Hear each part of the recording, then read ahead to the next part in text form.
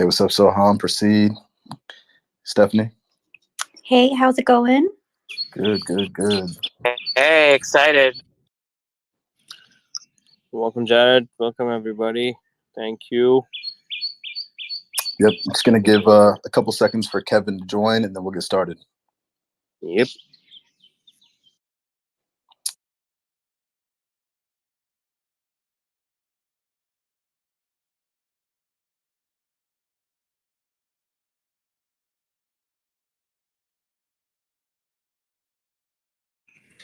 There's the man. Kevin's here. All right, the mystery man is coming up. And Proceed, I'm going to push you and Stephanie down and then bring you back up. Is that cool? Yeah, sounds good. All right.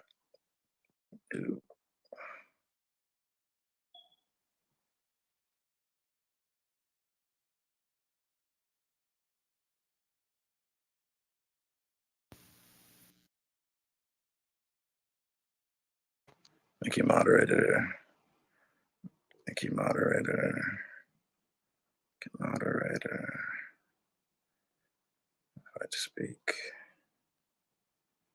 I to speak.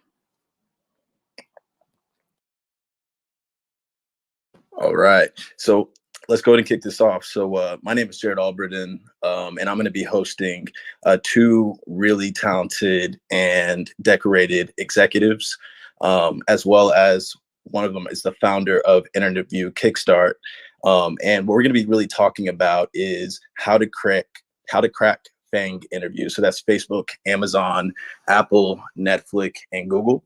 And yeah, so you're really in for a treat. Before we get started and before we get to introductions, I'd love for you to click that plus on and invite anybody that is looking to get into a big tech company so that they can get this knowledge. Because when it comes to interviewing into these companies, when it comes to networking into these companies, it's really important to have that understanding of what are the key values and also the key approaches to really landing the interview, resonating with the manager and giving them that feeling that this is somebody that is aware of the objectives, the culture, as well as, you know, what is important for the manager, which is a low risk and a high functioning candidate. So with that being said, I want to go ahead and give Soham time to introduce himself.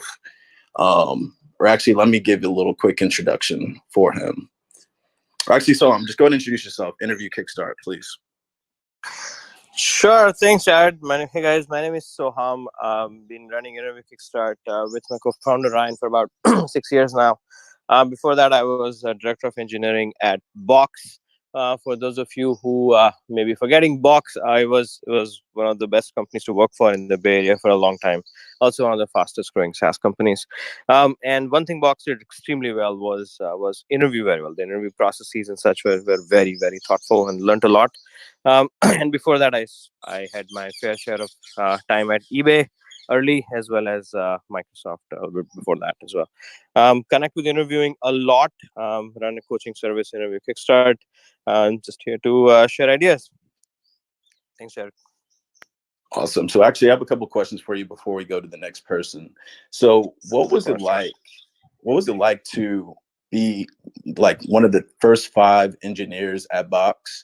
Did you have any idea that you were going to grow as fast as you did? And then what was it like to go from 5 to 250 engineering employees and rise from, you know, being part of the initial team that was really running things up to, you know, a leader?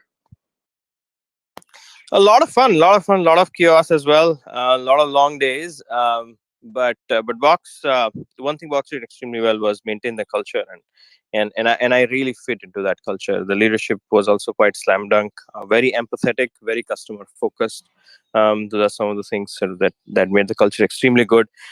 Initial small team was also very, very focused. Obviously the code base was not as big as eBay's before I was coming, where I was working before that. So there was a point of time when I practically knew everything in the code base, and this was a lot of fun in it. And then as company grew, I got involved in different matters, and then so I cornered. I was made in charge of a certain group of teams as well, and then just kept growing from there.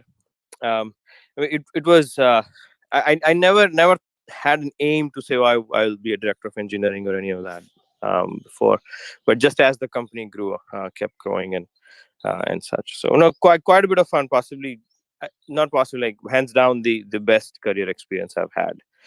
The 6 years that I spent there, I mean, there's nothing else I would trade it off with. So awesome. And then what motivated you, after going on that really like epic run with Box, to start Interview Kickstart? What was your motivation? What did you see that was needed in the market for you to go ahead and kick that off? Oh man, a lot. So let's see. I've been on the interview sides, or both sides of the table. At Box, when I was on the other side, I realized that a lot of candidates would come in, and when you had that first conversation with them, you realize that they're really good. Like, you have good head on the shoulders, and they connect with what you're doing and stuff. But then the moment you put them in an interview room, like, they would start to melt, and I would be like, why? Like, so such a dissonance, that somebody with such good conversations that I've had, why would they not be able to write simple things? And then I started to dig into that, and I realized that a lot of people thought they prepared, but they didn't really prepare. They would flip pages of a book, they would go online, do some problems, and then hope that something would work, like just as if it's a lottery ticket. And here I am, on the other side, sitting with a $250,000 check freaking every year, and here is this other person, just walking in like it's a lottery ticket. Like, it's just absolute dissonance in it. And so figured there has to be a better way to do this. There just has to be a better way to do this, and that was really the genesis of this entire thing. Awesome. I have so many questions, but I want to go ahead and introduce the next person. So Kevin Finley, who is new to Clubhouse, so make sure you follow him. He's hiring SDEs, FEEs, SREs, SDMs, TPMs, a lot of acronyms. I'll let him explain all those acronyms and the opportunities at Amazon. Really excited to meet you, Kevin. But this guy has 30 years of experience in the engineering space, formerly Google, as well as currently at Amazon. And so Google and Amazon, I know, are notoriously difficult to get into because of their high standards and their high output as a company. So Kevin, would love for you to introduce yourself a little bit further and just talk about, from an engineering perspective, what it takes to prepare to get into a Google and Amazon on a high level. And then we'll get into a little bit more granular on the tips. But just for the folks that are looking to aspire to get into Google and Amazon as a company culture itself, as well as engineering specifically. Hi, thank you for that introduction. I don't know that I can do better myself. I appreciate it. Let's see. We've got all kinds of opportunities pretty much all the time. I think a common theme that Soham has mentioned in the past is that we are all desperate for talent. And I think, like I'm an instructor at Interview Kickstart for all the reasons that Soham started it, right? We look around and we see folks who have great heads on their shoulders. We suspect in, a local bar or, nearby restaurant or whatever, we'd have a great, very technical conversation, but then they get into our interview rooms and they freeze up. And I may have had a kind of a non-traditional introduction into these two companies. My real way of getting into Amazon was telling them no, and then they came after me, which that's an unusual way, and it does work. But you need to sort of have enough of that experience behind you. Like, my prior experience was, a whole raft of various consulting gigs. So I have a really broad experience, and that was what was needed. The different companies, they have different cultures, and I think it is important, that we have a diversity of people on the panel, that we can explain kind of how the different companies have different cultures and help folks understand where they might want to go and what fits with them. So, I guess maybe rather than focus on me, I want to focus on everybody here and how to help them. No, absolutely. Yeah, no, I just want everybody just to kind of understand, the experience level that you have and the insight. So when they come up, they really, ask questions that really dig into that level of detail, like the steps of the process to get into Google and Amazon, the type of questions that typically get asked, the type of responses that are successful. So I'm really excited to dig into all of that. And, just to really expand the audience as well as give everybody on the stage a chance to ask questions, I brought up a couple of friends. So this next guy needs no introduction. One of the most popular guys on Clubhouse in the tech space, does some amazing LinkedIn masterclasses. Also is one of the leaders of CH Town Hall, but also founder of Data Analytics Club. But Christian, I would love for you to introduce yourself and then just a little bit about interviewing. Like, what was it that you did to really get all of those yeses after, kind of learning how to interview after transitioning from as a photographer? Absolutely. I had to go plug in my microphone. My name is Christian. I am a senior analytics engineer at PlayStation. And, to crack those interviews, right? Like, I got major SQL interviews, and I'm just going to say I failed a lot of them. I probably failed like 16 or 17 of them. And, every time I learn more and more, but I know for a fact that I could have done a whole lot better if I just honestly paid somebody's time to just like learn how to do these tests. Because after I did them maybe like 4 or 5 times, it kind of just made sense. Like, okay, cool. I need to know what a having clause means. So these were the types of things that like, okay, cool. If I would have just like gotten help, I could have got better at it. But yeah, that's the technical side. Even getting the interview, right? I utilize projects in my interviews. So then that way, when they ask me like, so tell me a little bit about yourself, give them the quick, resume rundown, and then show them like, yeah, I do work like this. And then I'll show them my data visualizations because I'm in analytics. That's kind of what my space, and show them like, hey, this is what I could do with public data. And this is what I could do with your data. So that's my big tip. Come in there with a project, and honestly, don't fear of asking for help. Now that I've been on Clubhouse, all I do is ask for help now because there are so many smart people here. So thank you so much, Jared, for having me. I'm done speaking. Appreciate you, Christian. And then also I have Proceed and Stephanie, who work with Interview Kickstart, and would love for you to just tell the audience who you are, what you do, and any thoughts on this topic. Proceed. All right, Proceed might be away from the mic. What about Stephanie? Hey, Quick Jared. introduction. Yeah, absolutely. So I'm actually the operations manager at Interview Kickstart, and I'm running quite a bit of our community events at Interview Kickstart. So that's what I'm currently doing. Before Interview Kickstart, I was actually a chiropractor. So all of my experience with interviewing has come from Interview Kickstart itself. So thanks, Jared. Awesome. And just want to shout out the folks that, actually we just ran a 3.5-hour tech recruiter spotlight room. We had like 30 to 50 recruiters on stage. It was in the Creatives and Tech Club.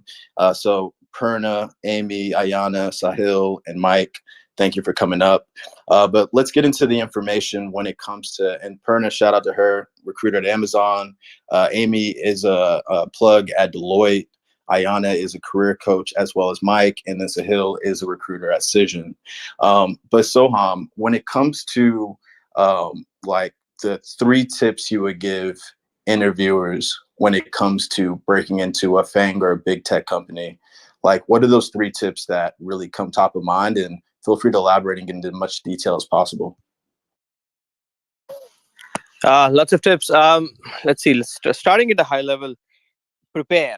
Really prepare. These things are harder than they look, especially the top tier tech companies.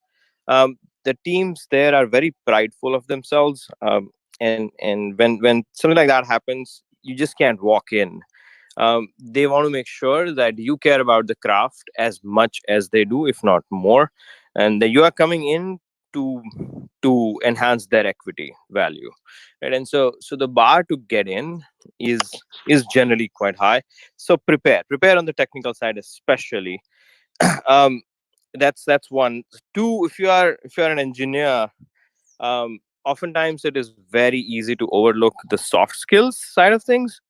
Um, and I've seen many people just ignore that. Like, yeah, what's in a resume? Or like, yeah, whatever, I'll just say whatever. As long as I write code, I'm fine. That's actually not the case. Like, if it was the case where you just write code and you're fine, they would just send you like 4 automated questions, and when the test case is passed, they would generate an offer letter. But that's not what they do. They spend the time to talk to you, right? They just don't send you um, all sorts of automated tests. And so make sure that your communication, your soft skills, all of that is actually prepared for. It's very difficult to give proper answers without preparation on the soft skills side. The first one is to prepare on the technical side. Don't ignore your system design, don't ignore your domain, don't ignore your algorithms. Like, go deep. And second is soft skills. And the third is never cling to an interview. Like, never put a company on a pedestal. Never hang your confidence on one or two companies. It just just don't focus on the outcome. Just, the outcome is not in your hands. Hiring is in some ways very broken, and nothing is in your hands after your interview is over. So realize what is in your hands is really only prep is in your hands, right? If you feel that healthcare and immigration are broken in this country, like, welcome to hiring. The just realize what is in your hands. Really, that's the tip. And when you think about this, you realize that the only thing in your hands is prep, and just focus on that. Like, never hang your confidence in one or two places. Those are my top 3 tips. Got it. No, love that. And then when it comes to soft skills, talk a little bit about that. When watching people interview at Box, trying to get a role as an engineer, what were some of the key soft skills that made you say, you know what, I really want this person on my team? And how did they express that in the interview process? The by far the biggest one was that they were there for the right reasons. That they cared about the engineering craft, right? and I speak from the engineering side. That's what I've done. Um, people who think that engineering interviews are about solving some algorithmic problems, like, they never clear good companies. When you come to a good company, the best soft skill you have to show is that you care about the engineering craft, right? And how do you show it? You go slightly further from what is asked.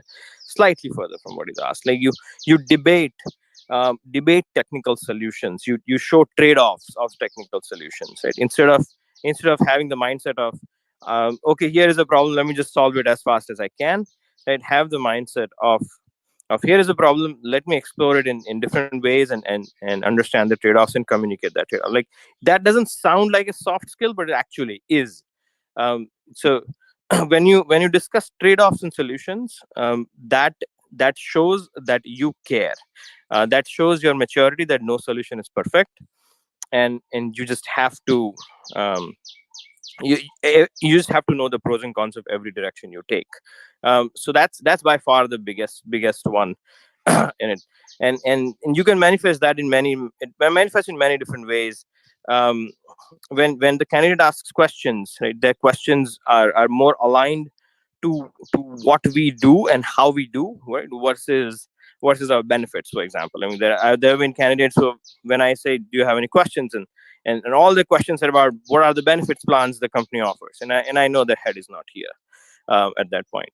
And so those are different ways, but basically, sort of, it all boils down to, are you really interested in what you do? Like, you hang your career on writing code. You get paid for it. Your retirement, your kids' education, your house, everything is going to be fueled by what you do. Like, do you really care about it? And that's what needs to come out in soft skills. No, absolutely. No, that totally makes sense.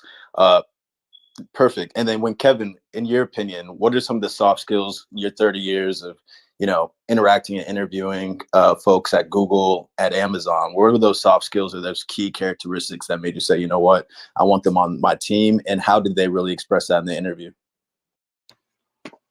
So the thing that I find every time I come to one of these is how amazingly insightful Soham is.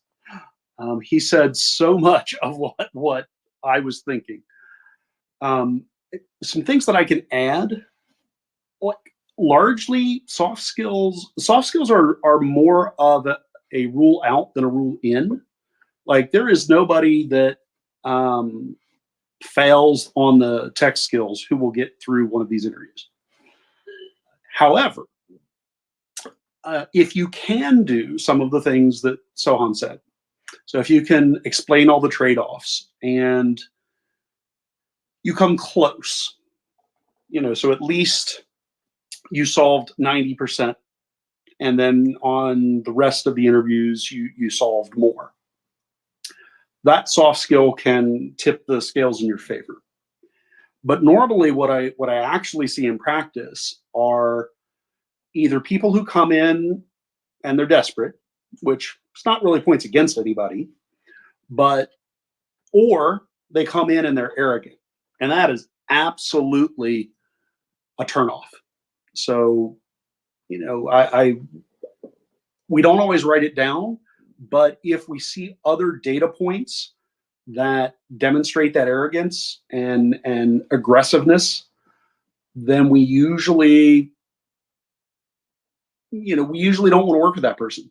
And that's never a good place to be in. So that soft skill is really more about making me want to work with you and be more in your corner, right? I always start off being mostly in your corner because I need to hire people, right? We're desperate for people who can pass the bar.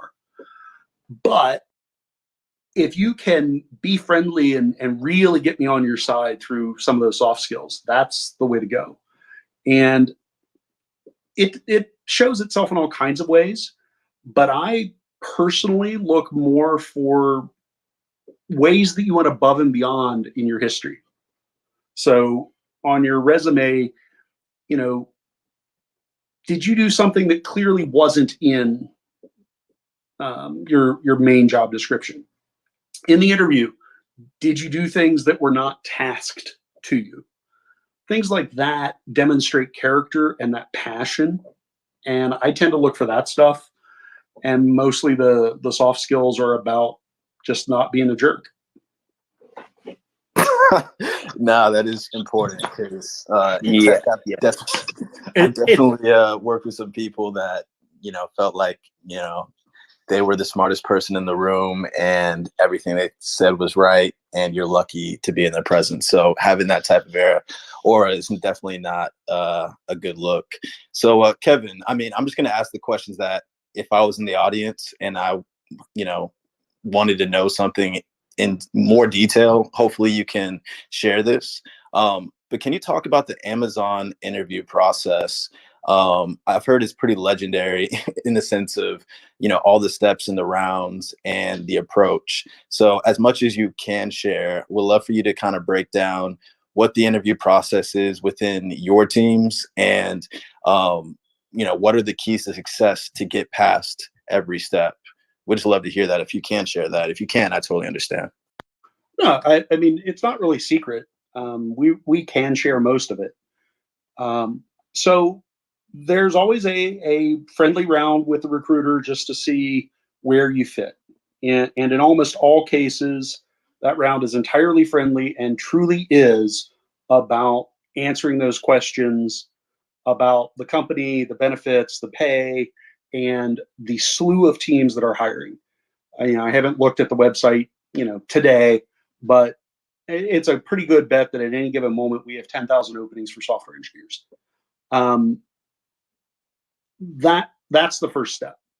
And then once a general area is identified, then you come to a phone screen. And that phone screen will usually be an engineer from the team that you're going to hire to. In some cases, depending on your level and depending on the current talent makeup of the team, It may be someone from another nearby team. And that interview is really a rule out interview. So it's going to be a little bit easier in some ways than your on-site interview. And we're really looking to identify folks that stand a small enough chance that it isn't worth the great expense that it is to the company. Like, don't underestimate the amount of money we spend on the time of the interviewers interviewing you. Like, we absolutely understand that you are, like, you're investing yourself a lot in this, but so is the company. And every time we say no, we're doing it again and again. So that's really that first step. And normally that will be at Amazon, a few leadership principles and a technical problem. Like, it's pretty much a consistent theme, right? You'll get 30 minutes, maybe 20 to 40, but typically it's right there in the middle at 30 on leadership principles, and then 30 minutes to solve a tech problem. And we do care about the leadership principles. Like, I know at most companies, they say they do, but Amazon really does. It is truly in our makeup. We do use them every day. They are evaluated by me as a manager. And, I'm evaluated on them as well. Like, it is core to the company, much more so than at other companies I've seen. Then the next step is, an on-site interview. That's we try to keep it to 5 assessors. For more entry-level positions, we'll try to keep it to 4. And it'll pretty much be rounds of 30 minutes on leadership principles and 30 minutes on a tech problem. Depending on the particular loop, one of the rounds out of the 5 will be just like purely on team fit, leadership principles, without going into some kind of tech problem. Now, our tech problems do cover a gamut, right? We care about coding skills, right? So maintainability, logical coding, are you choosing decent names? Like, could another engineer on the team follow you? We care about testing, design, right? We care about both system design and tactical design, so OO principles, and then we care about algorithms and data structures. So pretty much what I teach at Interview Kickstart and what the rest of the instructors teach. And then, there is a debrief. So basically the team gets together. They talk through how you did. Well, actually, I skipped a step. I do apologize. So before the team gets together, we all individually and without talking to each other, we all write up our findings. And so during every interview, you'll find us typing madly away. That never means that we are emailing or multitasking or anything else. Interviewing is one of the sacrosanct things at the company. Like, it doesn't matter if a VP is coming to your desk, you put your hand up and go, I had an interview. And then you go into the interview room and take the interview. So we are 100% focused, and we're taking notes about what's going on. And we're not taking, hopefully, I won't speak for every interviewer, but hopefully we are just taking data. And then we review that data after the fact and start drawing conclusions after the fact. Right? We are focused during that interview on helping you do the best you can, treating it like a problem-solving solution and getting the best out of you, and then after the fact, assessing whether that meets the Amazon bar. And then we get together as a group and we attempt to reach a unanimous consensus on whether this person can meet with very little doubt. So we say it's basically, if there's doubt, it's a no. So that doesn't actually mean that you can't do the job. That means it was not proven to us through data during the interview, which is why we absolutely encourage people to recycle, right? On a different day, or with a different random set of interviewers, or with a different random set of problems, outcome could be completely different. So, yeah, Kevin, I want to stop on that point. So can you kind of elaborate on what recycle means for the audience that may not truly understand what that means in the process? Yeah, just kind of get into that. Is that like a second chance to get another crack at getting the job? yes. So I think the most I've seen is probably 8 attempts. Like, unless you do something really outrageous, which I have encountered, but it's truly rare. Like, if you come in and, during the interview, violate an NDA, like, tell us something about your company that you really should not have told us, like, that can get you a ban. But if you verbally harass someone, that could get you a ban. But if you don't do really outrageous things like that, it is highly likely that when we say no, it's no for now. And we call that a recycle. Gotcha. And how soon can you recycle at Amazon? That is very much dependent on the recruiter, the department, the VP, how much you sweet talk people. Like, there could be all kinds of factors on the recycle period. For same role, different role, you can do immediately. But for same role, there can be, and by different role, I mean different job code. So, like, if you interviewed for an SDE and flunked, you can come back immediately and try out as an SDM or a TPM, or etc. But typically, it's 1 to 2 years for recycling. 1 to 2 years. Okay, no, that's super great clarification. And you mentioned that it wasn't supported by data.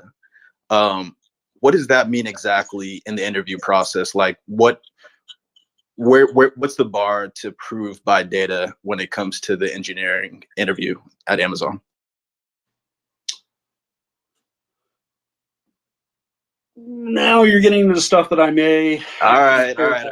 See, I'm trying to help people out, so I'm digging, but I totally understand. Some things they got to be a little bit behind closed doors, so totally understand.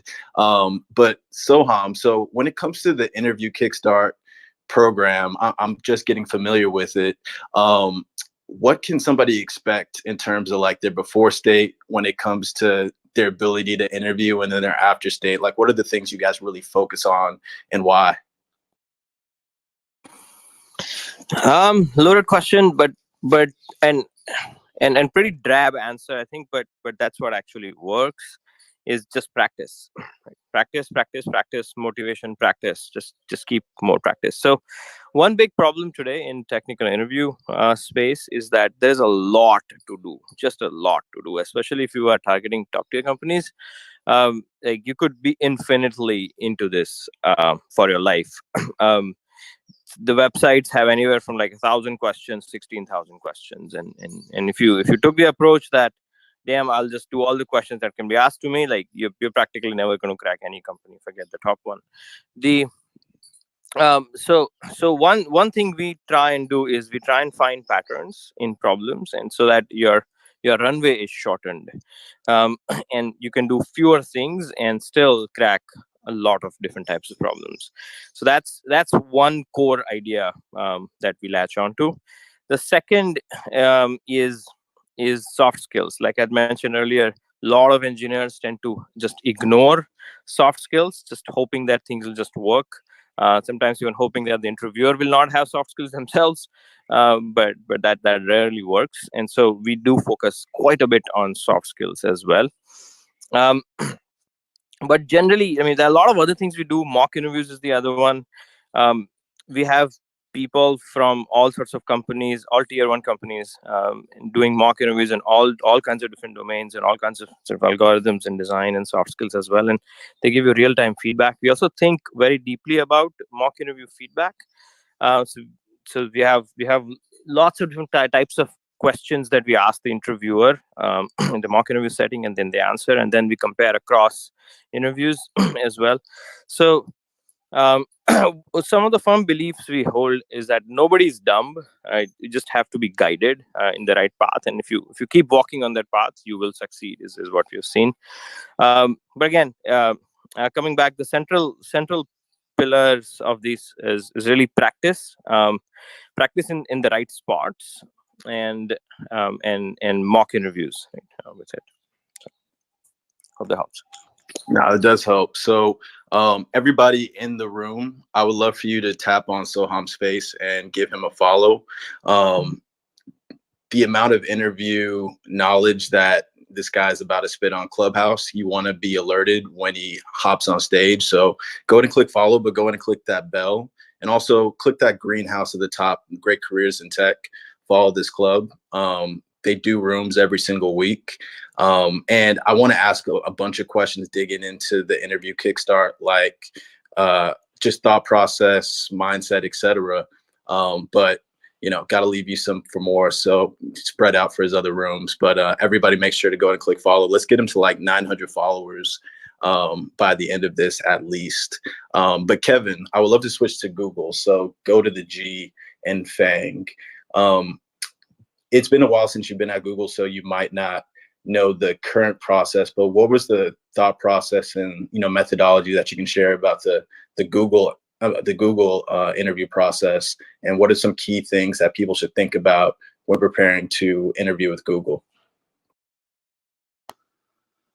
So in Google's process is both more and less structured. It's I was at Google for less time, probably because I'm a good personality fit with Amazon and less so with Google. Although, I guess the humble brag, I just kind of sailed through my only interview at Google. To me, it was a fun problem-solving session. But they were very focused. They were actually more focused on system design than Amazon. But they were less focused and less disciplined in their question asking. I didn't actually join as an interviewer at Google. I didn't.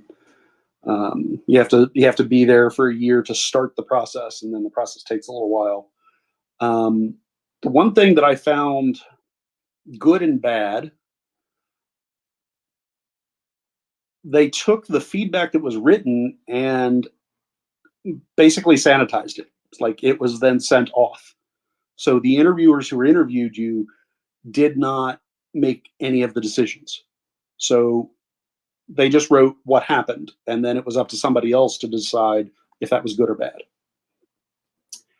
And while I applaud the attempt to remove bias,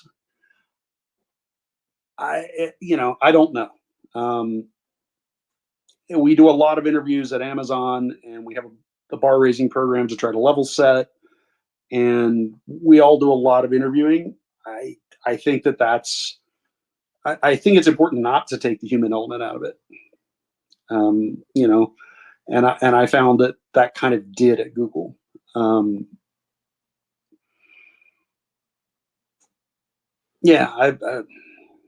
probably not the best Google resource. I have quite a few friends that are very into the interview process, but that just wasn't me. They focus on this concept of googliness, whose meaning changes from time to time and is slightly better enumerated now than it was back in the day. But it's just not nearly as clear as, here are the leadership principles and let's go collect data points on it. Got it. No, I appreciate the feedback. That's really interesting.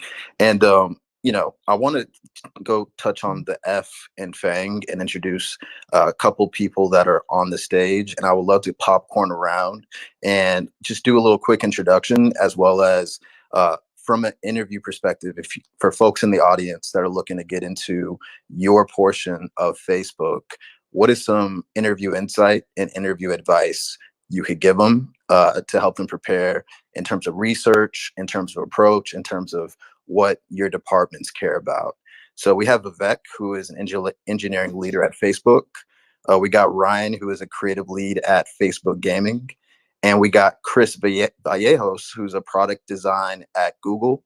As well, he's worked at Netflix startups and has been consulting for the previous 10 years. So let's start with Vivek. Would love to get your thoughts on Facebook and what is the right approach for somebody trying to get into the engineering team, and then what is the process and what are the things that Facebook really cares about when it comes to your team and who you decide to hire? Absolutely. Hey, thanks for having me on. Just a couple of quick little things. So background about me is that I've been with Facebook for about a little more than 2 years now, and before Facebook, I spent a bunch of time at Amazon, so I can also do a little bit of compare and contrast there as well.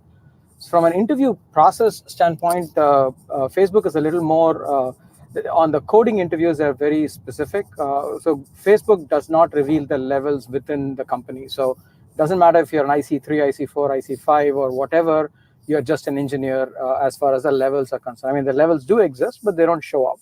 And at interview time, they would just simply say it's a coding interview, and they would not even tell the person that this is like a level 5 coding interview or level 6 coding interview, which is sort of similar at Amazon as well. There is no expectation of coding bar difference between an SDE1 or an SDE2 or an SDE3, but I think like the principal engineer and other recruitment process usually varies, whereas at Facebook, that doesn't seem to be the case. One key difference that I have seen is 2 interview questions in the coding rounds, every one. And that seems to be a way. I think it's like I've seen enough internal blog posts which actually talk about why we are doing 2. It's like a deliberate choice. It's not just random. It's just that if the candidate does not do well in one type of question, then you still can get signal from the other. I mean, I have my own reservations against it. I actually like the Amazon style of doing one question in about the 45 minutes. And in fact, Amazon has also gone up to make it 60 minutes now. So once you take away the behavioral side of the story, you still have like solid 40 minutes for the actual coding aspects of it. So I just feel that is better at Amazon in that particular sense. But Facebook expects you to do the coding interviews. So speed and accuracy both are important. The questions typically are they are not lead code questions, and in fact, I think Facebook actually makes a deliberate attempt to purge questions that are in lead code. So the questions are usually lead code style. So if you're practicing in lead code, you might be reasonably familiar with most of the questions that you'll be asked. One warning or note of caution for people who are practicing using lead code is that one thing that lead code does a terrible job of is essentially this whole requirement clarification side of the story. They give you everything right out there, so you may not be able to figure out what the requirement clarification portion is supposed to cover. And many people who have done hundreds of lead code questions generally fail there. So like an interview boot camp or mock interviews and other aspects would be like a good way for you to get more experience in that particular aspect. So that's something I'd definitely recommend and encourage. On the other angles as well is much like Amazon and much like Google, actually, Facebook does take you through, for software engineers, it takes you through 2 design interviews. And the design interviews, usually your recruiter will tell you a lot more in detail about what the interviews will cover, but then they do have 2 different flavors of system design interviews.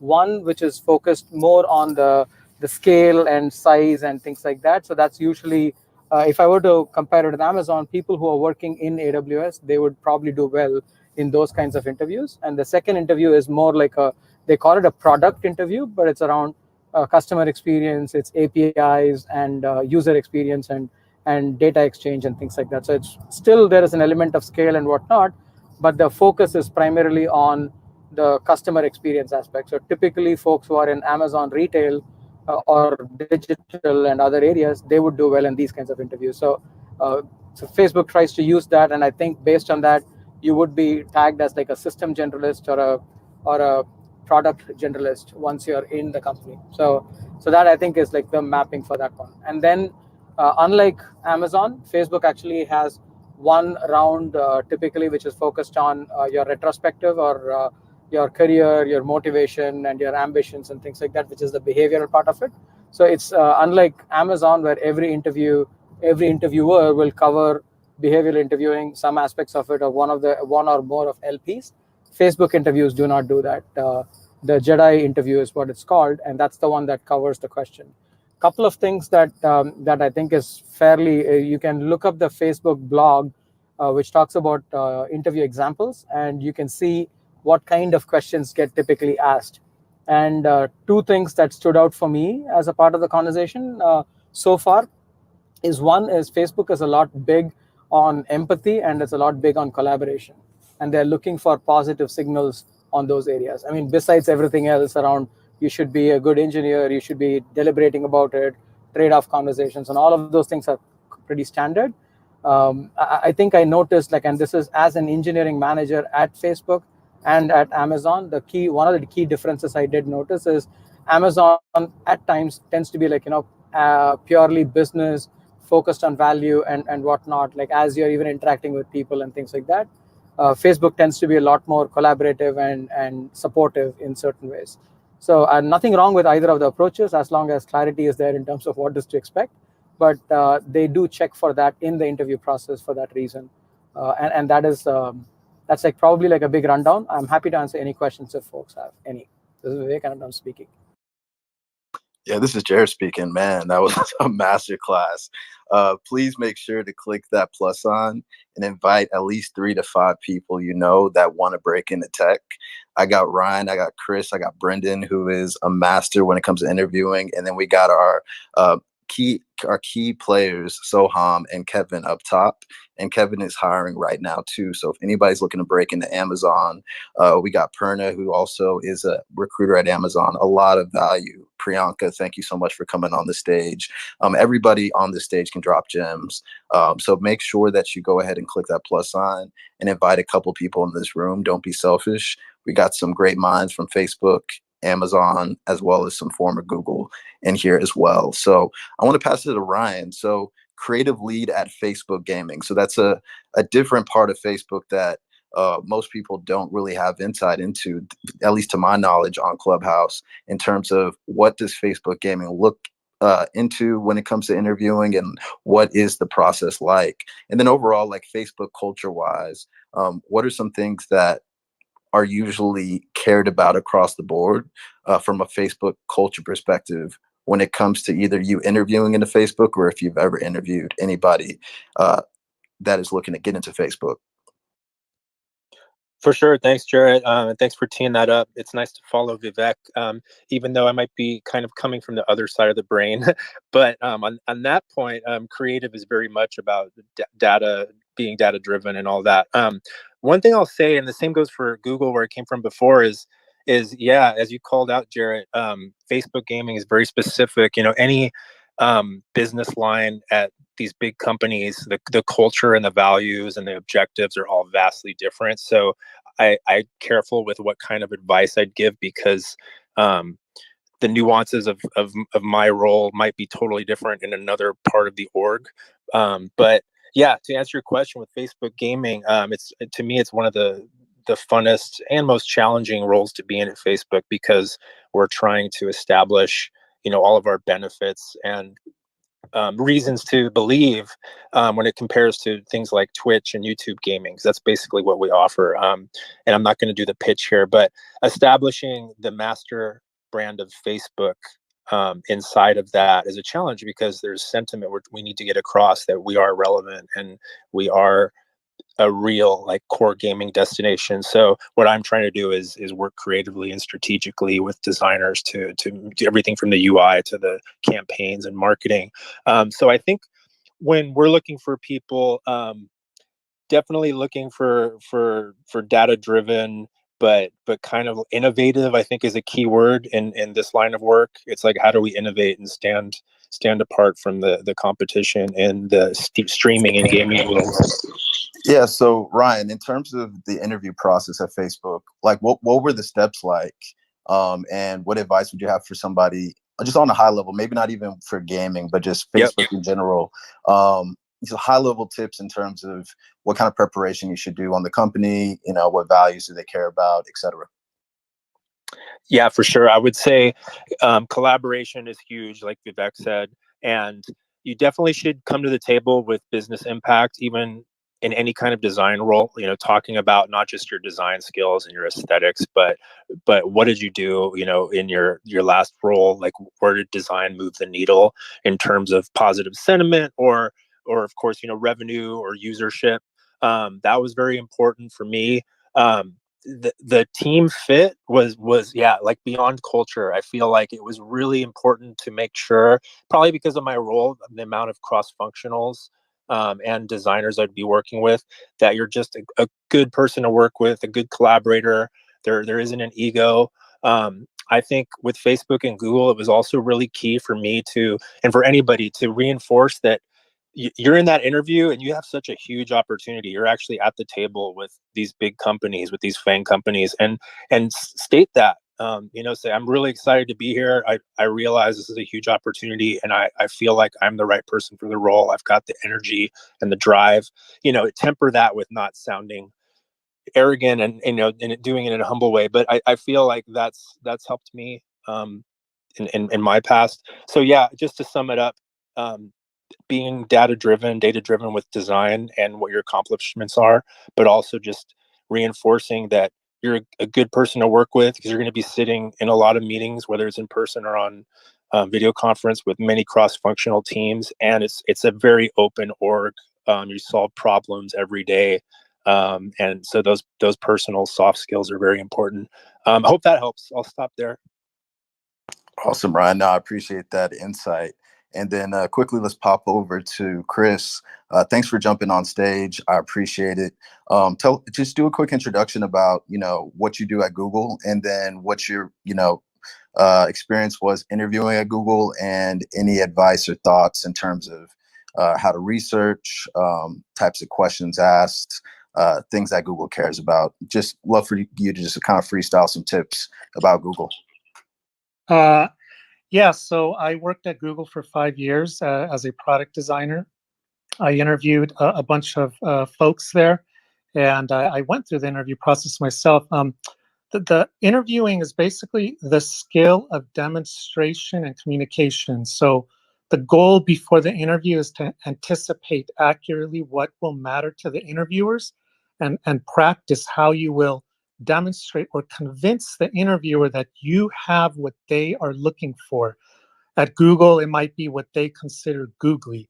So some of the things that we really focused on at Google was hiring people that are empathic and that really care about people and users. And you could show this through your understanding and experience with user research, both qualitative and quantitative, and your understanding of concepts around inclusivity, ethics, accessibility, diversity, these kind of things.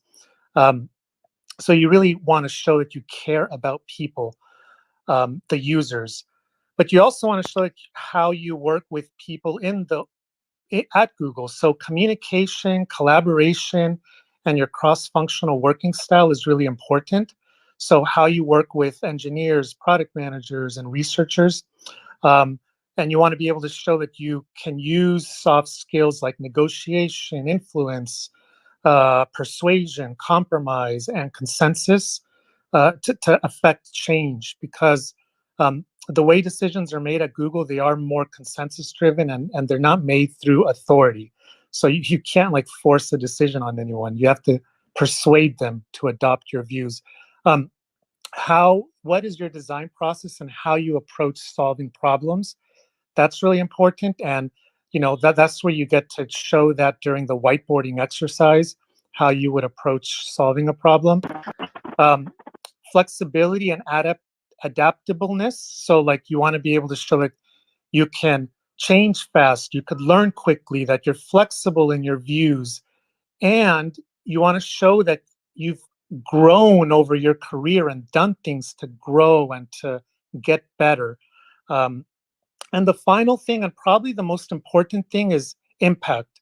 Like when you get promoted at Google, it's really a function of how much impact you have had. So you want to be able to show that you have a bias to action, that you take initiative, that you're good at influence and negotiation, that you take product ownership, and that you're a great leader, because Google is looking for people that can grow into leaders or that are already leaders. And that's what it takes to have impact. So anything you could do to show impact, that's really important. Those are the top things I would say you want to prepare for and be ready to show and demonstrate in the interviews at Google. I'm done speaking. Man, Chris, that was very in-depth and just insightful. So really appreciate you just giving all that value. So I hope if you're looking to get into Google, you're taking notes, and I hope that you're following everybody on this stage, especially the moderators at the top. I want to thank Interview Kickstart for, sponsoring this room in the sense of, bringing this topic to the table, and just kicking off this amazing conversation. So make sure you're following all the moderators, Soham, Kevin, Christian, Proceed, Stephanie, as well as everybody on the stage. And before I kick it to Brandon, because I know Brandon always drops gems, you got to make sure you follow him. I just want to follow up on the Google and just kind of finish that out. Aaron, when it comes to Google, you're a senior executive engineering recruiter at Google. Would love for you just to give a couple thoughts in terms of, what the process looks like and what does Google care about from your perspective, just to add on to what Chris said. Yeah, great. Thanks so much for inviting me to the stage. I saw the room and it sounded really interesting. So bear with me. I'm still putting the toddler to bed. Oh, no problem. Really quickly, I'll just share maybe 2 tips that I think are across the board, no matter the domain. So very similar to what Chris had shared, I think problem solving is a big key in Google's interviewing process, definitely on the technical side.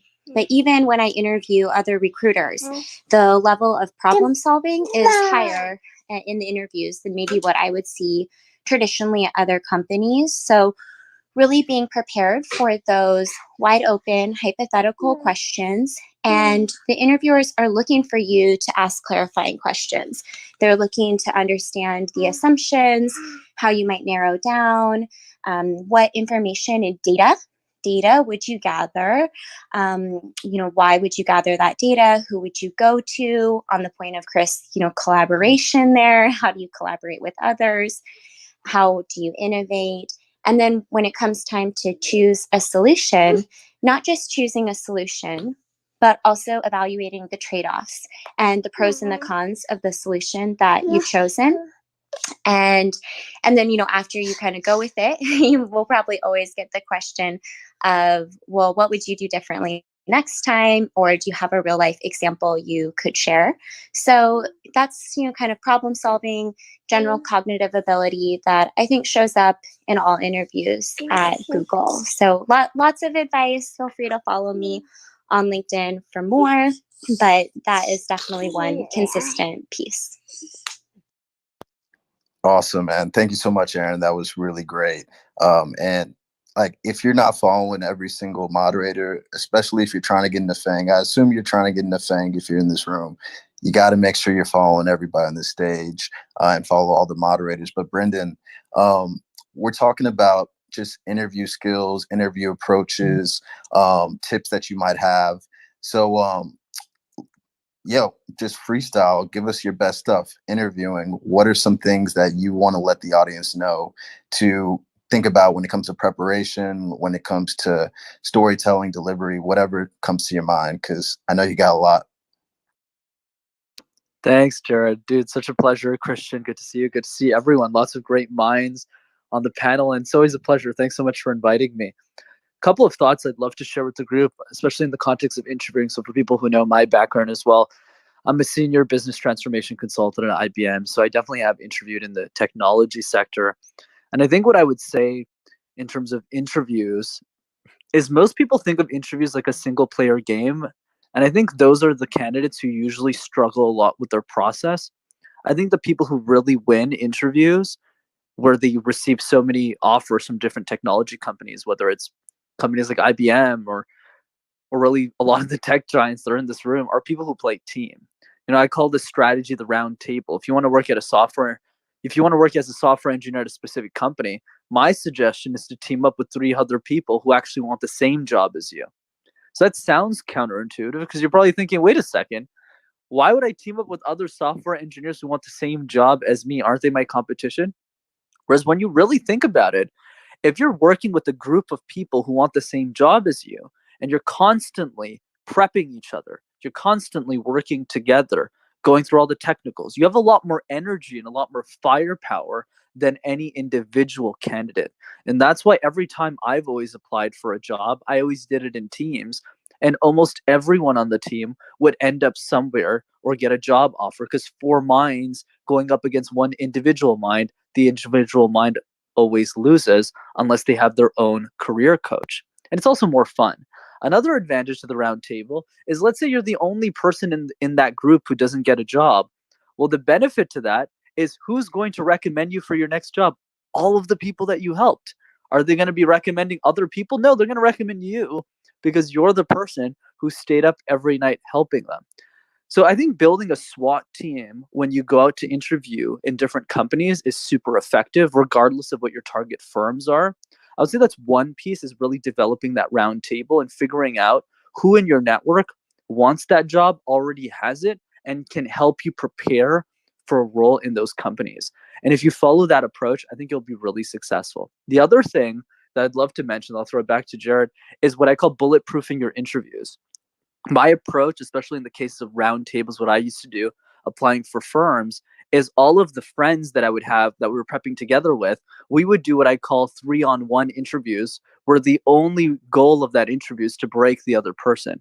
So we would literally take the hardest questions of any Amazon interview, any Google interview based on the position they were applying for, and we would just drill them down and try and break them for like 3 hours. And we would do that multiple times. So by the time they actually got the interview and they'd go into the real thing, it was a joke. So if you apply those 2 strategies, I think you'll be in the top 1% of any candidate from any company. Over to you, Jared. Man, dropping gems.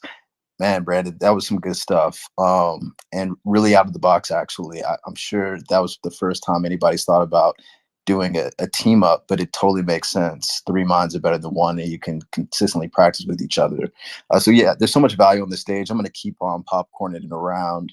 I see Vanshika raise her hand and popped on the stage, and I see you're ex-Google. So if you have some tips, or if you wanted to ask a question, either one, we'd love to hear your thoughts, Vanshika. Hi, thank you so much for having me, Jared. Yes, I interned at Google, and right now I'm a consultant at McKinsey. I see a couple of other folks here from the organization. I actually had a question. Re-interviewing with the same organization that you have once been a part of. What is the real strategy there? Because I assume you are, perceived in a different lens when you're trying to come back to the same organization. So if anybody had any specific tips, if you're trying to re-interview, that would be great. And thank you so much for having me once again. Yeah, this is Jared speaking. So, Ham, I would love for you to take the first stab, and then Kevin, I'd love for you to follow up. Sure. Yeah, there's a lot of knowledge in this room. Thank you guys for dropping all the gems, like Jared said. So re-interviewing is an interesting topic. Different companies have different philosophies, but generally, if I were to paint a very, very broad stroke, is about 3 times, right? And after that, the chances of getting in are practically negligible. And certainly it's a very broad stroke. So if you're talking about a small company, the institutional memory is quite strong, and even a second chance to interview might be very difficult, because people just remember for quite some time. If it's a bigger company, obviously the chances are higher. Like, for example, Google has an institutionalized policy of 3 times, which many even Google recruiters don't know. Also, And like Kevin said earlier, Amazon, you can go longer. And how would somebody find out how many times you have interviewed? There's something called ATS, applicant tracking systems.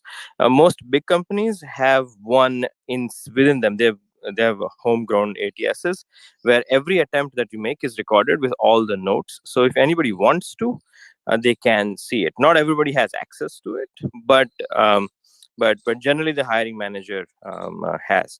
So that's how it is recorded. It's not a manual thing. It's an automated thing. All the attempts are recorded. So the other thing about it is that more than 3 times just generally becomes quite difficult. Simply because like some of these big companies also are, and this is a bit controversial, but some of these big companies are also dripping elitism there, right? So as a hiring manager, like you don't want to be seen as someone who's just interviewing somebody like the 4th time. Like, what are you going to find? It's the first 3 times is about 10 to 15 people. If somebody failed first 3 times, and that means that about 10 to 15 people from the same company said, no, this person isn't a fit. Like, what as a hiring manager are you going to find out the 4th time? Right? So and if you end up hiring people like that, like it may not even look good if somebody finds out and such. And so it's a very sort of under the rug kind of thing that happens in the companies. And in general, I think in the way interviewing works is that sometimes it doesn't work the first shot. I mean, sometimes it does, but often it doesn't work at first shot, especially on the engineering side. And then your second attempt or third attempt should be the one that is like bulletproof, like Brent said again earlier. So that's generally the idea. I'm not sure if I'm hitting exactly what you wanted to ask, but that's really the backdrop for it. And there are some exceptions to this 3 times rule as well, where the attempts made in colleges are ignored, and attempts made at companies prior to acquisition are ignored. For example, you interviewed at Nest before it got acquired by Google, and that doesn't count, and such. And attempts made many years ago are ignored, and such. And if you really just want to interview again second time, third time, like either reach out to the recruiter or really go with a reference. Will make it easier for you. That's from me. Thank you. So I'm going to say that the question can be interpreted 2 ways. I'm going to ask you, Vanshika, did you mean it in the way that Soham answered, or did you mean it in the way of going back to a company you previously worked for and interviewing that way? Thanks, Kevin. I actually meant it in a way that I interned at Google a couple of years ago, and since then I've shifted track to consulting, and say I wanted to go back and re-interview with the same organization. No, worries. so Thank you valuable though, much, very Soham. valuable, Soham. So either way, because I'm thinking about that too. When you said recycling, I'm like, how do you recycle for the same role? I've never done that before. So you answered that question. So still valuable. But yeah, Vanshika, you're saying you used to work at Google. You now went consulting. Now you got to tell the story of I'm back at Google and here's why. Is that accurate? Yes, I want to know how I can prepare if I want to interview for the same organization again. Like, what's typically the story you have to tell? So I think the key there is to leverage the commonality. So you already know a lot of things about the company, and you know what the company culture is, and you can tap into that. Make sure that you convey that throughout your interview, right? Because they're going to be looking for, they're probably going to hold, they're going to have 2 biases. One, they're going to assume that you are more like them. But 2, they're going to hold you maybe unconsciously to a higher standard of meeting the company culture. So definitely make sure you demonstrate that. Play up your experience at the company. And then if you've had, like taking your specific case where you interned at Google and then you went into consulting, make sure to show how your experiences at Google led to success in the consulting world, and then have a story for why you want to come back. So I wanted to go out, I wanted to learn a bunch of things, and now I want to come back because, and make sure that there's a good because to it. And then make sure that you drip through the entire interview. Like, you should be dripping in, I'm like you. And I want to come back because I want to be with more people like us. And to me, that's the best way. Does that answer what you were looking for? Yeah, absolutely. I think that's quite helpful. I assumed they would hold me to a higher standard of company culture bias, but it's helpful to know. Yeah, if I could chime in. Go ahead. Oh yeah, I was just going to say I have a slightly different opinion from what I've seen in interviews, especially if you're an intern. I think it's solid, good advice, and maybe they'll hold you to a bit higher bar of understanding the company culture, or if they say like, oh, this doesn't quite match, but she seems really coachable. But I don't know that I would over index too much on that. I think expect more of the same of what the style of interviews that you had when you did the internship, and have a lot of confidence that you made it through once. Hopefully you'll make it through again. And I thought it was really good advice talking about how you bring some experience and knowledge of internal team and processes in addition to other experiences that you've gained, and feeling even more confident about a long-term career with Google. But also like keeping in mind that a lot of times when people are new in career, I think people should or would understand that you explore different avenues, and so feel really comfortable and confident with the decisions that you've made, and just have your story of the unique value that you can then bring to the team. Awesome. Thank you so much, Aaron, for jumping in. Vanshika, was that helpful? Yeah, no, absolutely. I think this makes a lot of sense. Thank you so much to the panel. This is a room where even a very specific question was answered very well. Thank you so much. Awesome. I appreciate that. So I want to go ahead and jump to the next letter in the alphabet of FANG. So if you're not familiar with what FANG is Facebook, Amazon, Apple, Netflix, and Google. So 4 out of 5 isn't bad. So we said, 3 execs, but we got like 5 or 6 Facebook technical recruiters and Google recruiters and hiring managers, et cetera, on the stage. So I want to make sure everybody gets a chance to talk from different perspectives of FANG. So Chanel, I would love for you to just kind of talk about the Apple interview process, at least your experience, a little bit about you, and just a quick tip on interviewing at Apple. What are some of the things that they care about, process insights? Give us, some good value that could be great for the audience as they think about breaking into Apple. 2 to 3 minutes would be awesome. Chanel? Okay, Chanel might have stepped away, but if Chanel is away, I know it's a little late for her. Make sure you give her a follow. She's a machine learning software engineer at Apple, and she's also super helpful when it comes to giving referrals. So I'll circle back to her. Samya, really appreciate you popping in. So you're part of a different group of Facebook at Business Strategy. Any interview tips from your perspective when it comes to Facebook?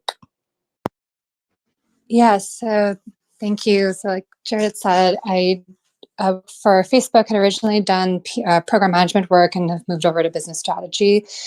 I would say actually this is maybe more of a general tip, not just necessarily from my org, but something that I love to tell folks that I think was a big part of my interview process, and I think what helped me get the offer, which I didn't realize at the time, was so during my interview process, I think it was 2 interviews, or maybe for some of the loops when they were still on site in person, we'd get lunch typically with our hiring manager. So I think I had 4 interviews and then lunch with my hiring manager because he'd already done my phone screen. And I still remember, I think during a couple of these interviews, so previous to my loop, I had done a lot of research, as you should, on the company and what I felt connected me to the company, got me excited. And for me specific, that was some of the resource groups, the employee resource groups that Facebook has. And so we have 9 official ones, but dozens and dozens of other ones that employees have started themselves. And so for folks who aren't aware what resources are, these are kind of groups supporting different identities or backgrounds of folks at the company, and kind of bringing together that community and providing them support and resources. So for example, we have Latin at Facebook, Women at Facebook, Pride at Facebook, Black at Facebook, all these different we have 9 official groups like that. And then, like I said, a bunch of other ones where I had researched this. I was so excited about these being involved. And I still remember during one of my interviews, I chose to answer one of the questions that was asked about how I was so excited to join some of these and eventually be part of maybe leadership roles and kind of the programming I'd love to plan. And I still remember kind of being in the car home, going back after that and kicking myself. I was like, oh my gosh, I went on these big tangents. I should have just stuck to my resume. I got a little bit too excited. I was just going on these random tangents about stuff that I'm really excited about, but I bet I was just boring my interviewer. And it was actually, I think, completely the opposite, where especially being on the other side of things now and just realizing both what it's like going through so many interviews as an interviewer and seeing how important these resource groups and different things are as part of Facebook culture. I think that was actually just showing my excitement and my personality and what I'm passionate about. I feel like that coming through in my interviews was something that I know some folks, for example, talked about being googly and showing that part of you during Google interviews. This is a big part of Facebook, and it's going to be a little bit different for every company, but just showing up as your authentic self and genuinely being excited if you're excited and not trying to fake it or hide parts of yourself that's maybe genuinely excited about the culture you're hopefully going to join. I look back, and so that's some advice that I give to folks when they're interviewing at companies like Facebook or Facebook itself, that let your personality show through it. You know, when I was in consulting, we used to call I'm forgetting the term we would use, like the airport test or something like that. Like, do I want to be stuck in an airport with this person for 3 or 4 hours? And it's kind of the same thing with any company, that they want to see why you're excited, who you are as a person. If I'm going to be working with you, why do I want to work with you over some of their candidates I'm interviewing? And I think it also makes you a little bit more memorable, because I know some days or some weeks when I'll have a bunch of different that I'm supporting on, when a candidate really brings their personality, of course, in an interview appropriate way, but when they bring their personality and their passions, that really sticks out in my mind. I'm like, oh yeah, that's the candidate who talked about XYZ that they were so excited about. And I don't know, it gets you excited about, like, oh yeah, wait, I work for Facebook. This is exciting. You're making me excited about my day job, even though I already work here. And I don't know, that's from an interviewer's perspective. I love seeing that excitement in candidates. And I really do think that now, as I look back and reflect, I do think that was one of the biggest reasons that I'm here now. So thank you again. This is Sami, and I'm done speaking. This is Jared speaking. I love that perspective. I also love the energy. Like, I can feel the excitement as well, reliving interviewing at Facebook. And, you know, you're talking from an authentic place. So I love that feedback. It's one of those things that we tend to forget because we're so focused on the X's and O's and let me read the 10Ks, but really it's coming with a genuine excitement. And when you're genuinely excitement, that de-risks you in the mind of a manager because they know you're here for the right reasons. And Kevin from Amazon at the top alluded to that before. So I want to give it somebody from the audience a chance to ask a question. So Abram, you got your pick of Facebook, Google, Amazon. Chanel might be back from Apple, so you're in like FANG heaven here. Love for you to ask anybody on the stage a question, or if you want a general question, we can go ahead and just pose it to the group. Hey everybody, thanks so much for having me here, and to everybody in the crowd, Jared's just the absolute most amazing career coach. I just want to make sure everybody knows that he's been bringing home incredible things for me. So yeah, I want to put that out there. This specifically goes out to the folks over at Google and Apple. And thanks also for the people who connected me there already, at Chanel and everybody. But my question is basically, I'm looking at the Google apprenticeship program for the user experience design. And I was wondering if anyone had any tips on basically setting that up.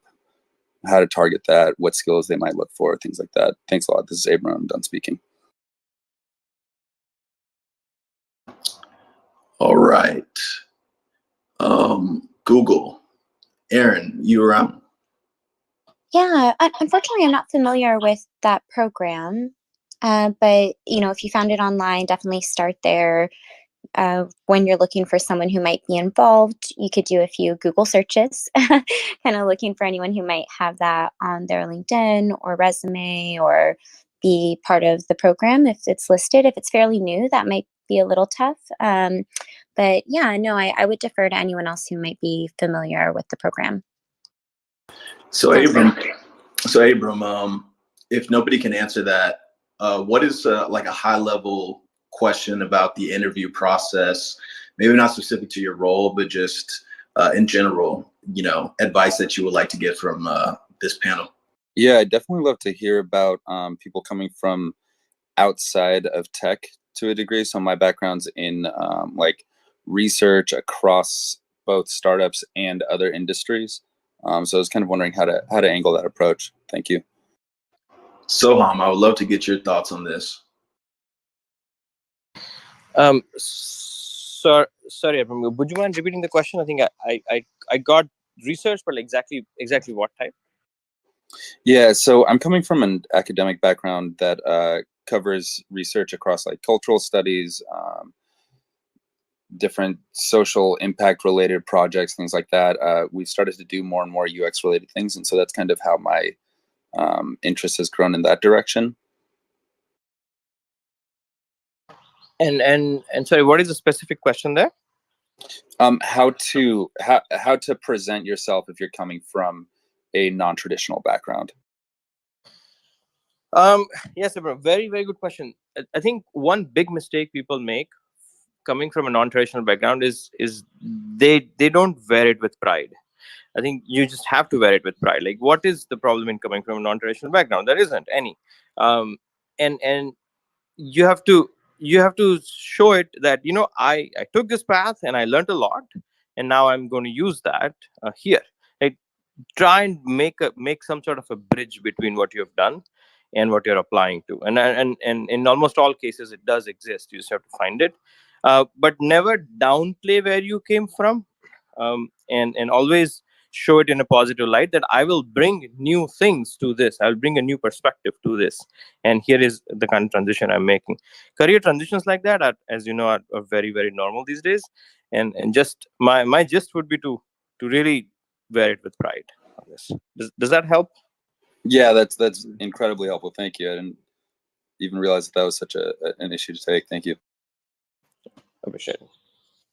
Yeah, the only other tip there I might add, I think that's great advice. And if hopefully you can get into top tier or kind of your first tier choice companies. But if you can't, I would say if you don't have luck at the beginning, perhaps look at people who are in the jobs that you want to target and see what companies they maybe went to before they made it to your first choice companies.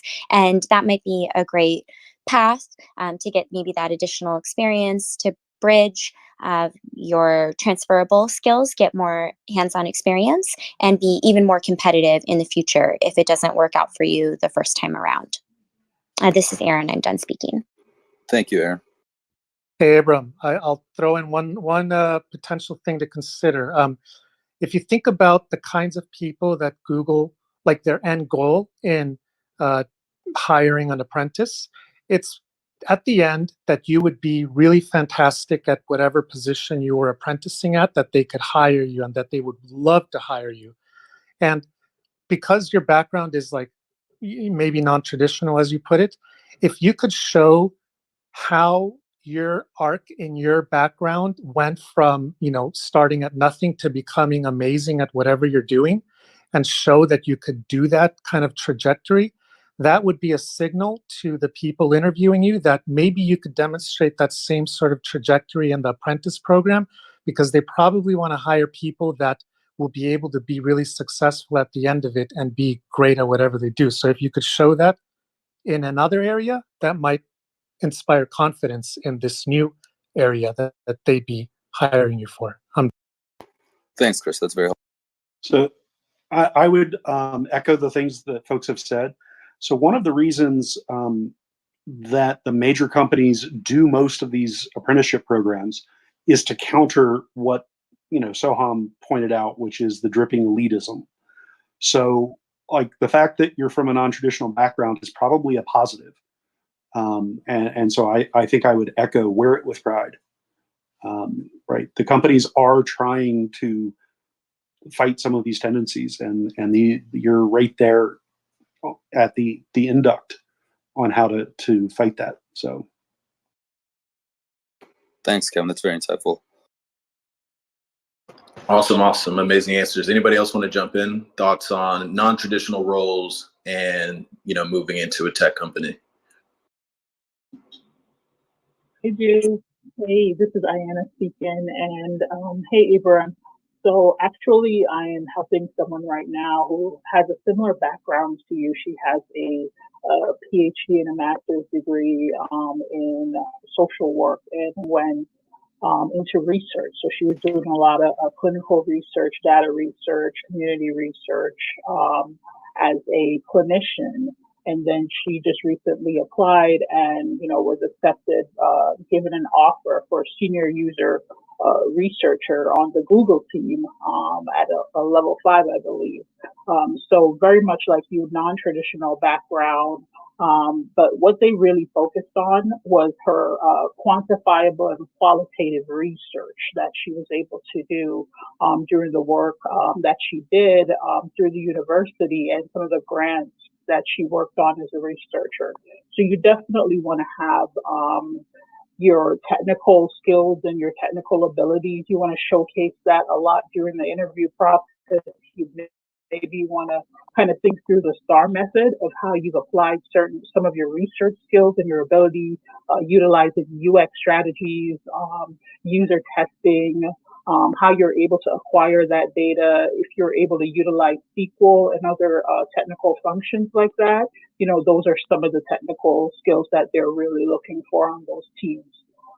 So happy to connect you with her as well, because I think that would be a really great person for you to speak with, someone who's been through a very similar process as you as well. So I'm Ayana and I'm done speaking. Ayana, that's so helpful. Thank you. I appreciate that. Awesome. Thank you so much, everybody, for jumping in. And Chanel, just want to check in with you. Are you back? All right, she might be busy. I just wanted to get Apple perspective real quick, but let's keep it moving.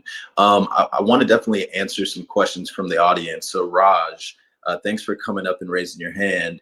What question do you have for the panel about breaking into or cracking the FANG interviews or big tech interviews in general? Hey, Jared, thanks for having me. Actually, my question is kind of different from, sorry about my dog making some crying about me.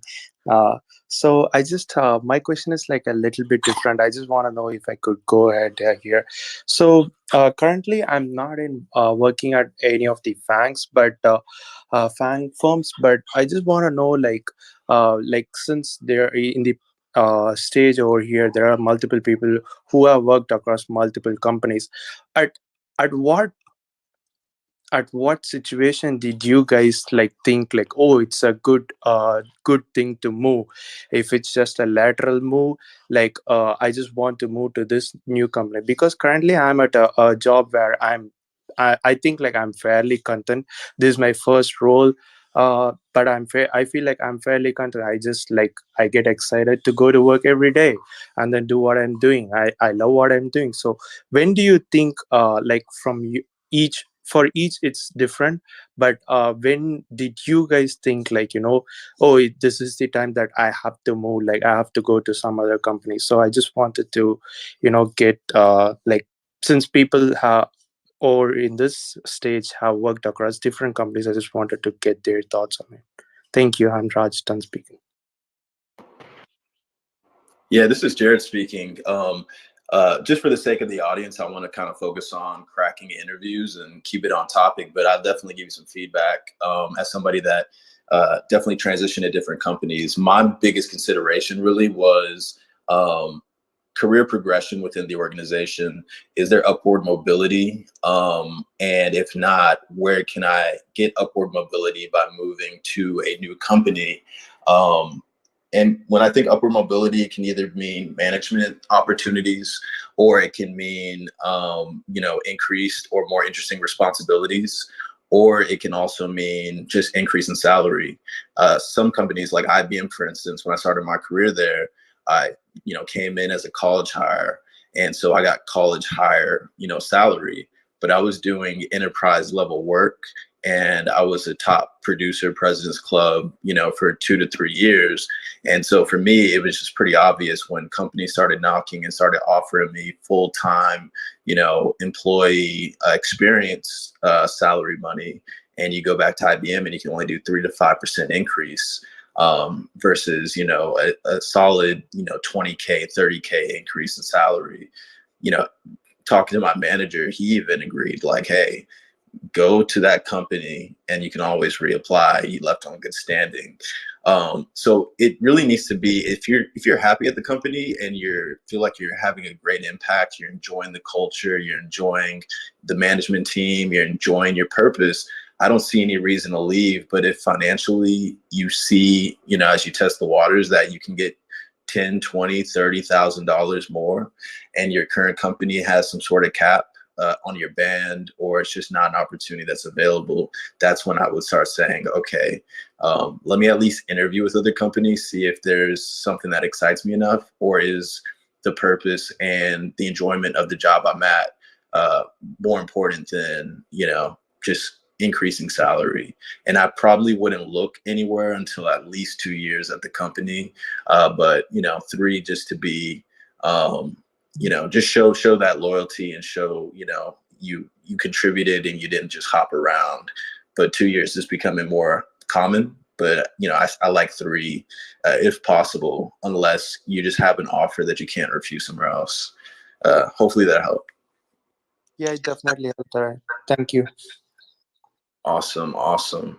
So one thing that Ayana brought up that we haven't really delved into is the STAR method.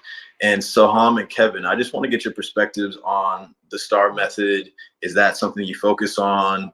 And for folks that might not be, familiar with the STAR method, what exactly is that, or what methods do you focus on if not the STAR?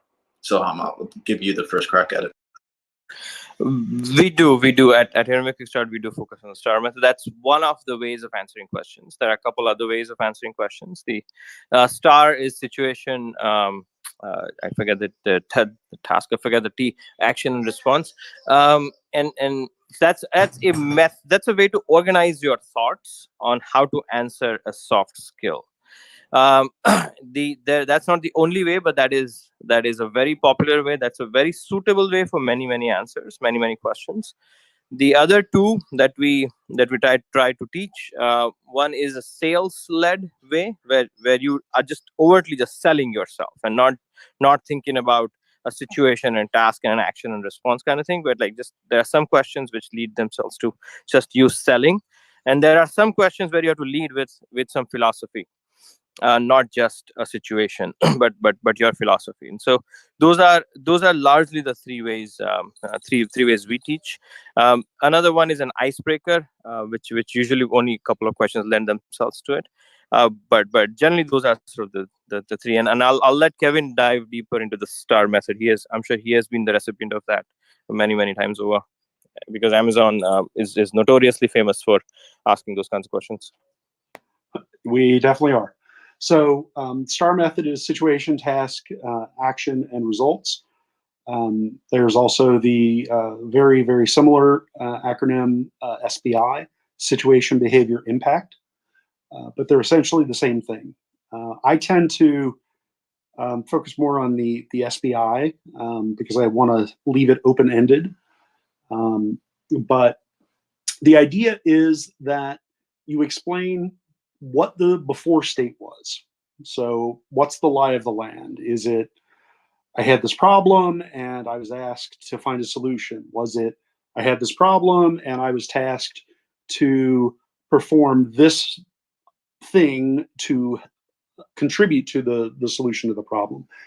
So explain that, then explain what you did, and then what the final result was. So what was the impact? So, just say hypothetically, I had a situation where there was a SQL query that was running really long. I noticed that there were metrics on my operations dashboard that were getting out of whack.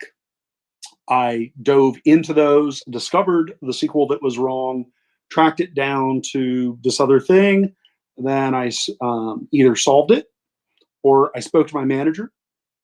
All of these things are very level dependent, but it gives an opportunity for the interviewer to understand how you approach problems. So this is part of the behavioral interview aspect.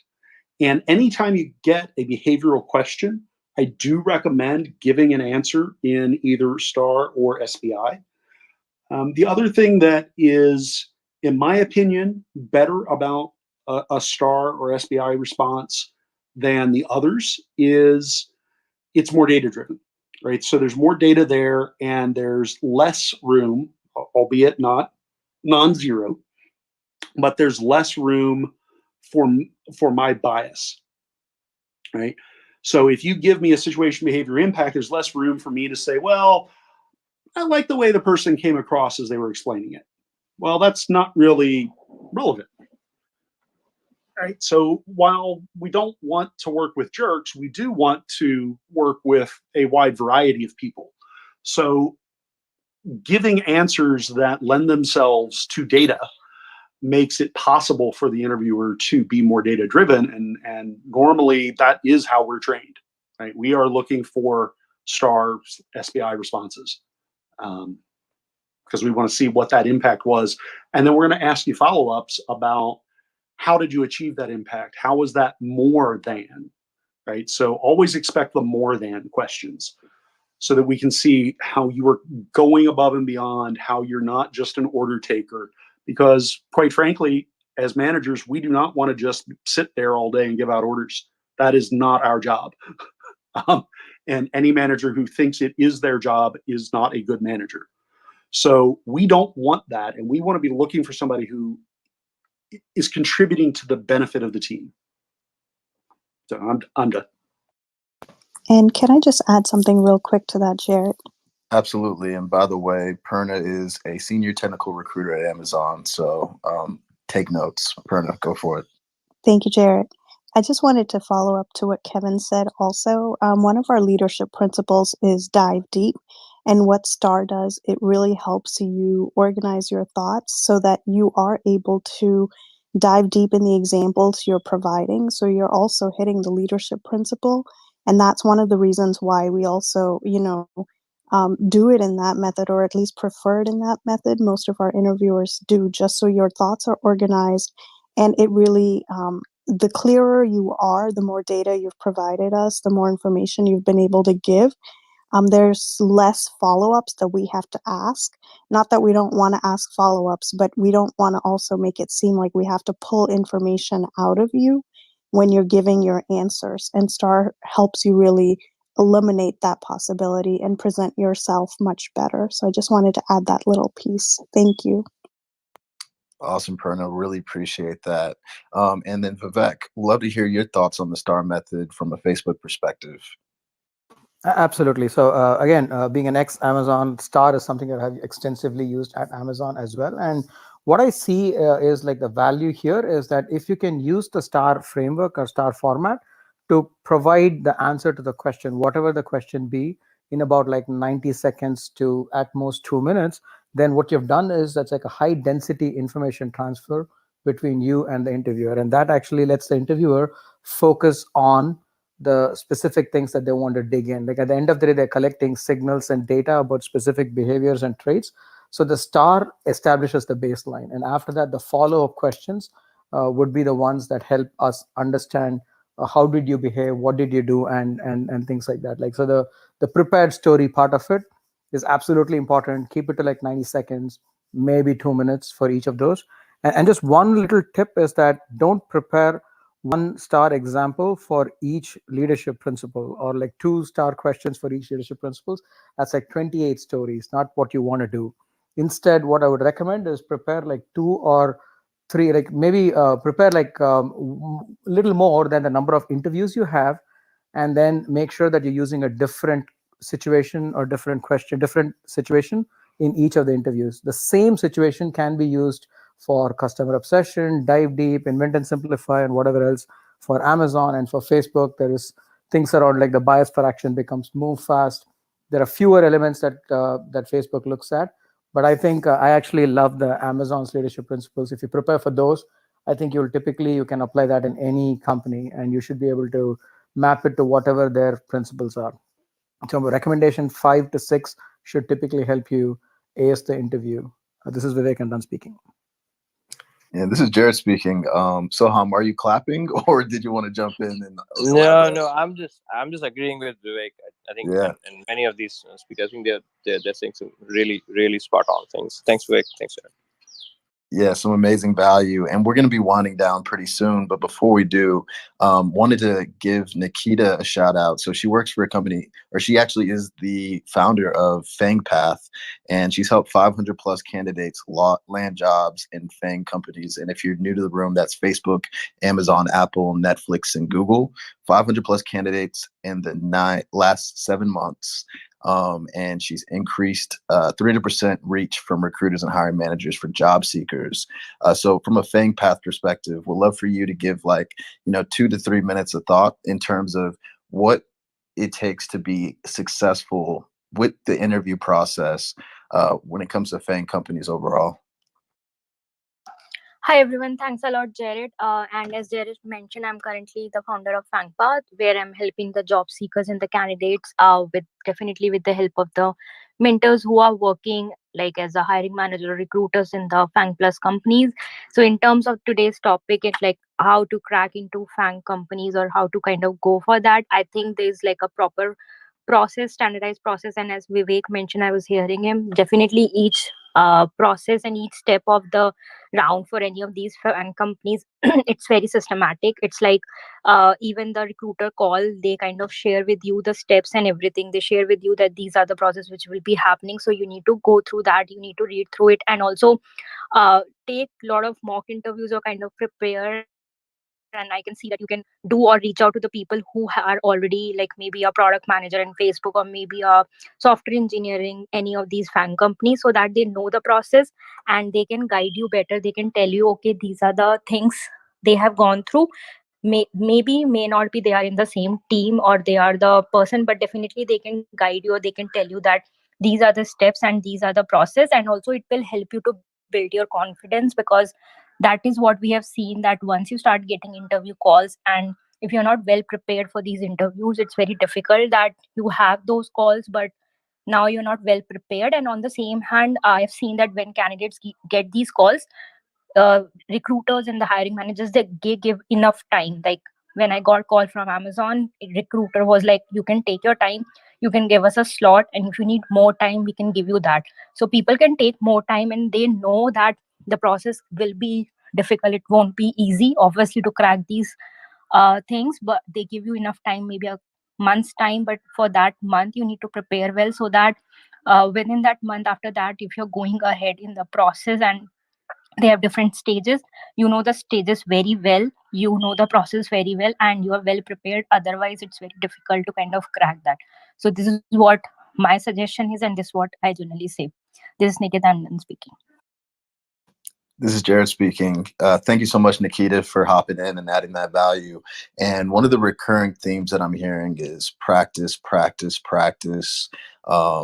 Research in terms of asking people at the company exactly what works and what doesn't, working in groups. So Soham, before we close out, we'd love for you just to give your final thoughts on what it takes to crack FANG interviews, as well as just for folks that aren't aware of Interview Kickstart. We obviously your bias says Google it, but whatever you want to share in terms of Interview Kickstart, and what services you guys offer, what your community does, and before we close it out, Soham, you have the floor. Thanks, Jared. Thanks for moderating this. Thanks everybody for coming in and dropping some really valuable things. I really enjoyed this time. For the interview Kickstart, it's a very simple operation. It's an interview preparation bootcamp, and we are focused on software engineers. Software engineering interview process these days is actually quite notoriously lengthy and such. And we help you prepare and practice. Really, if there is one advice, is to just practice. Like prepare, practice. That is the key to this, and we make this easy. We do a lot of things here at Interview Kickstart, but I think like my bio says, just talk to us, Google it, and such. I mean, I won't take a lot of time here. One thing like Jared asked, practice, and that's what we facilitate. Thanks, Jared. I appreciate it. Awesome. And yeah, Kevin, any final thoughts?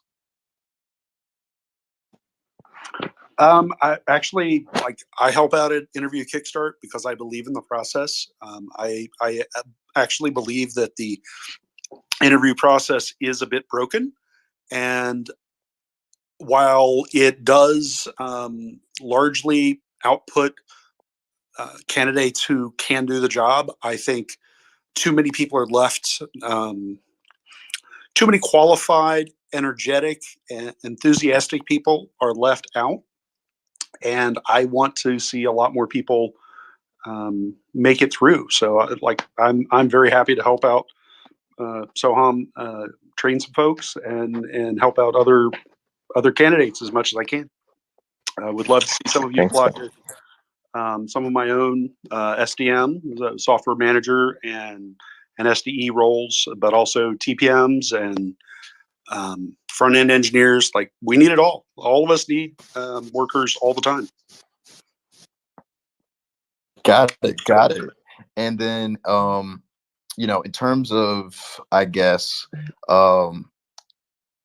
learning more about Interview Kickstart, etc. Like, what roles do you typically focus on, or do you focus on roles across the board, whether it's sales, engineering, etc.?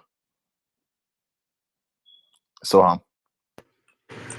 For interview prep at the moment, we are focused only on software engineers and people who write code and want to do software engineering. We are not focused on anything else at the moment. Okay, perfect. Well, it's awesome that so many engineering leaders popped on stage then. That's great. And so I definitely want to just encourage everybody, before we wrap up, make sure you click that greenhouse and you follow this club. And make sure you're following Soham, Kevin, Christian, Prasid, Stephanie, Perna, Amy, Ayana, Simon, Priyanka, Vivek, Ryan, Soumya, Lydia, Timmy, Vanshika, Abram, Chanel, and Yana.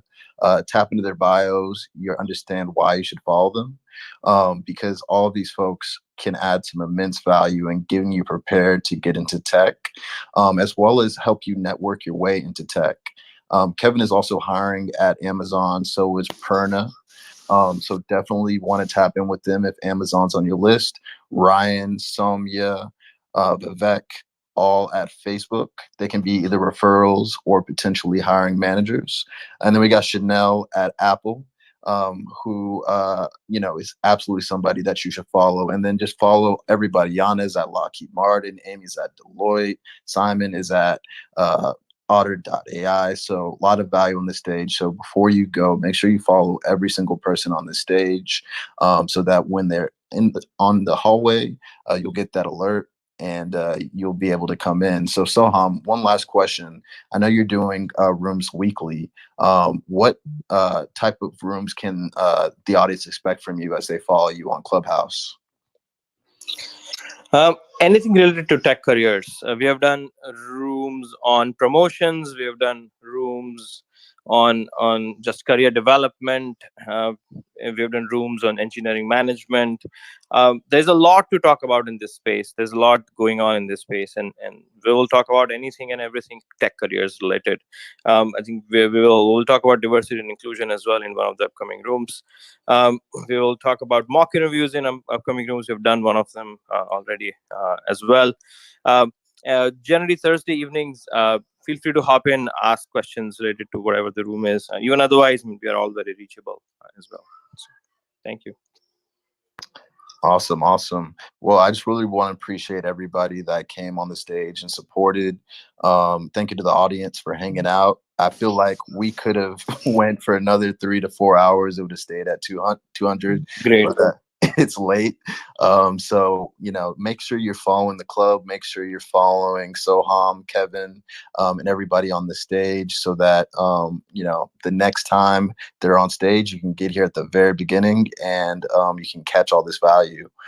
So with that being said, everybody have a good night, and I'll leave the stage open for like 30 seconds to a minute so you can click on bios and make sure you follow everyone. So good night, everybody. Perfect. Good night, Jared. Thank you for all your time as well, and really, really excellent moderating. Thank you, Thank you, Jared, and everybody. Thanks, everybody. Good night, everybody.